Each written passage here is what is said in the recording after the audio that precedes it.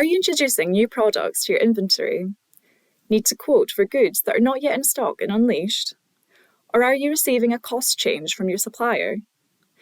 Revenue can be lost when quoting for products where the average landed cost or last cost are not accurate.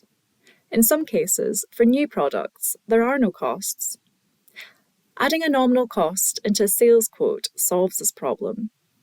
I'll show you how. Go to Inventory, Products, and view your desired product. In the Purchase tab, you'll see a field for nominal cost. Add in your amount here. Do note that if the nominal cost field is empty, Unleashed will then use the average landed cost for quoting before it uses the last cost. You can see the nominal cost in the Sale tab here, but as read-only. To generate a percentage markup for nominal cost, click on the Sale tab, view markup prices if you have these hidden, and select Nominal Cost in the Markup From drop-down. You can also create a quote directly from the product drop-down here, and then select Create Quote. Now you can easily avoid incorrect markups on your sales quotes.